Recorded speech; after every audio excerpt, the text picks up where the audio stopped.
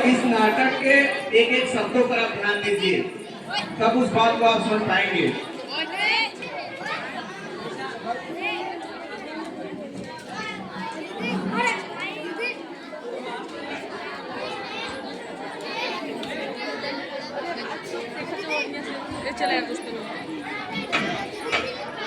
आप इतने परेशान क्यों दिखाई देते हैं?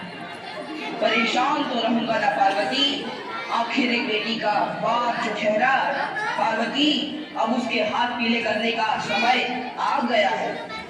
पर हमारी आनंदी तो अभी सिर्फ 9 साल की है।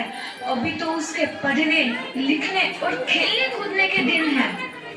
देख पार्वती, लड़कियां पराया धर्म होती है और जितना जल्दी इन्हें घर से विदा कर दे उतना अच्छा है। कल से आनंद की पढ़ाई लिखाई बंद। पर बापू, इसमें मेरी क्या गलती है? आप मुझे पढ़ाई करने क्यों नहीं देते?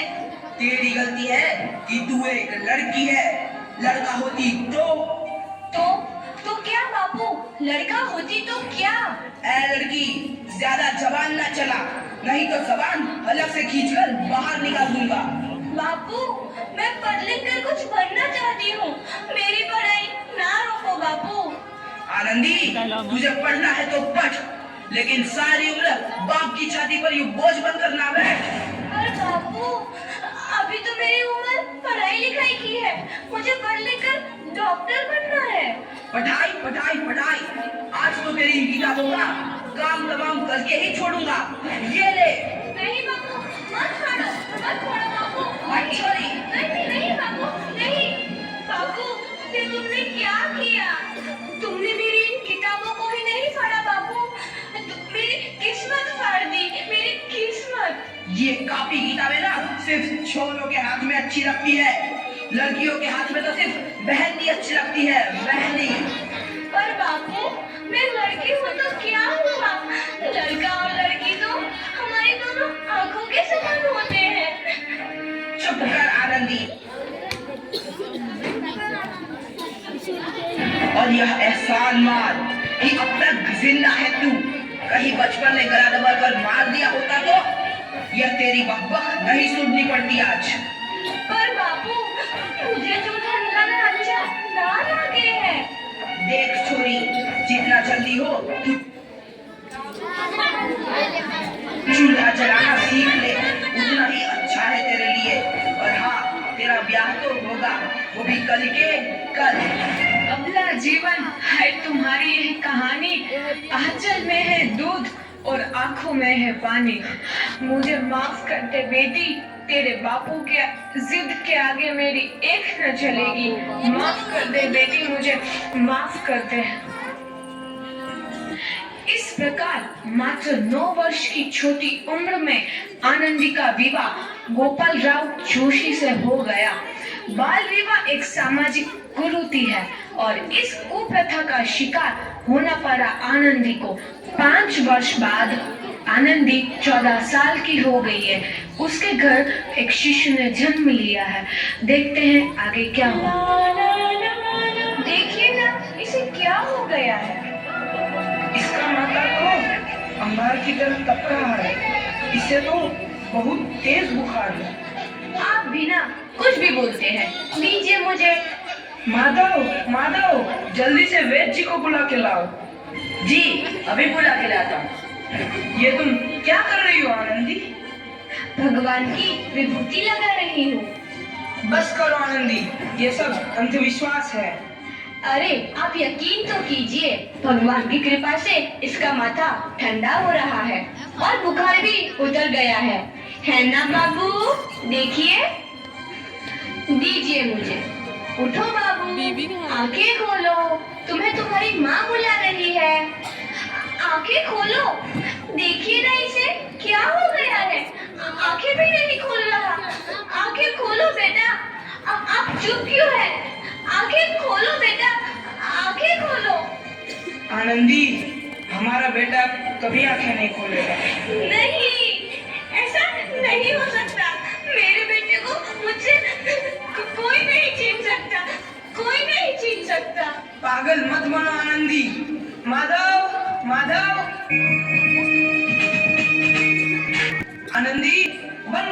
पागलपन। भगवान ने मेरा बच्चा छीन लिया। भगवान ने नहीं, तुम्हारी अशिक्षा और अंधविश्वास ने तुम्हारा बच्चा छीना है। अगर तुम पढ़ी लिखी होती तो आज हमारा शिशु जीवित होता। तुम अनपढ़ थे आनंदी, अनपढ़।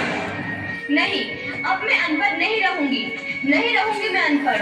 मैं पढ़ूंगी ताकि कल किसी और आनंदी को इलाज के अभाव में अपना बच्चा ना खोना पड़े। शाबाश आनंदी, और यही तुम्हारे अपराध के लिए प्रायश्चित भी है।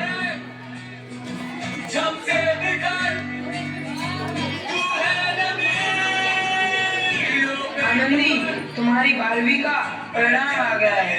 तुमने पूरे कॉलेज में प्रथम स्थान अर्जित किया है। आनंदी, तुम्हारी मेहनत रंग लाई है। तुम्हें शिक्षा वृत्ति मिली है। ये लो तुम्हारे अमेरिका जाने की टिकट। मुझे शिक्षा वृत्ति मिल गई, मैं अमेरिका जा रही हूँ। पर इस सब में अकेले कैसे कर पाऊंगी? आनंदी, अपने आप को इतना कमजोर क्यों समझ रही हो? फिर इतना पढ़ने लिखने का क्या फायदा? तुम अभी गंवार की गवार नहीं हूँ मैं अब गवार।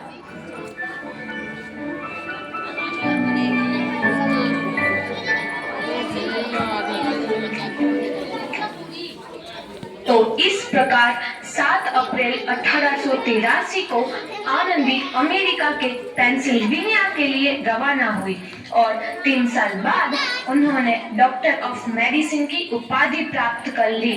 इधर आनंदी के पिता की तबीयत बहुत खराब है। आगे क्या होता है देखते हैं। लगता है अब मेरे जाने का समय आ चुका है। अब मैं नहीं बचूंगा। ऐसा मत बोलो। शहर के सिटी हॉस्पिटल में अमेरिका से डिग्री लेकर कोई बड़ा डॉक्टर आया है। एक बार वहां चलकर दिखा लेते हैं। हाँ, सही बोला भैया। कम से कम दिल को तसल्ली तो मिल जाएगी। हाँ हाँ, चलो चलो जल्दी हॉस्पिटल चलते हैं।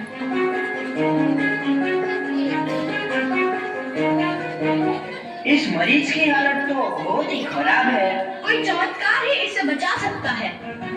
ऐसा मत बोलो भाई। डॉक्टर साहब कब तक आ जाएंगे? लो आ गई डॉक्टर मैडम। डॉक्टर मैडम, जल्दी देखिए, मरीज की हालत बहुत ही खराब है।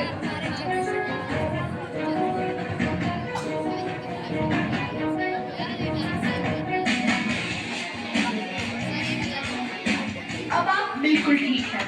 मौत के मुंह से आपको बचाया है डॉक्टर मैडम ने। डॉक्टर साहब ने मुझे बचा लिया। मुझे मिलना है डॉक्टर साहब से।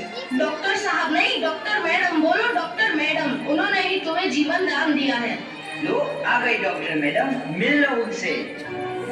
डॉक्टर मैडम, आपका बहुत बहुत धन्यवाद। आपने मेरी जान बचाई।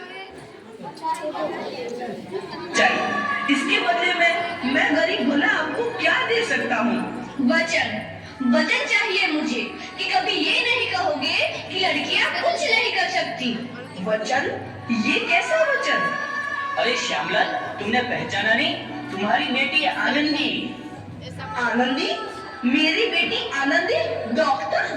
हाँ बापू, वही आनंदी जिसके लिए बचपन में तूने चूल्हा और दूल्हा के अलावा कुछ नहीं सोचा था।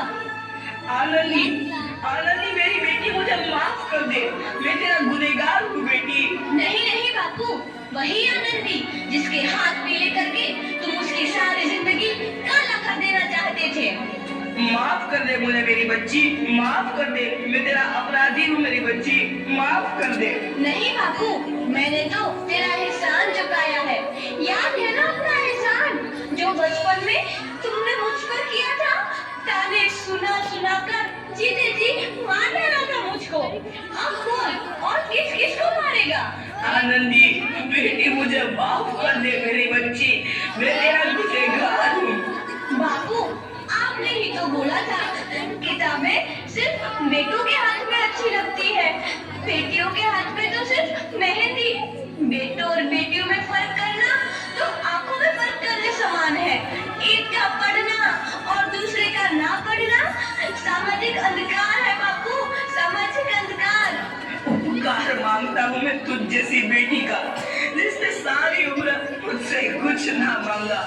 मांगा तो सिर्फ बराबरी का दर्जा। यह है कि मैं तेरी माफी के लायक भी ना हूँ। मुझ जैसा बाप तेरी बराबरी कर सके उसके मैं लायक भी ना हूँ मेरी बेटी, लायक भी ना हूँ। अपने बापू को क्या माफ नहीं करोगी आनंदी? माफ कर दो आनंदी, माफ कर दो। सुबह का भूला यदि शाम को घर लौट आए तो उसे भूला नहीं कहते। बापू।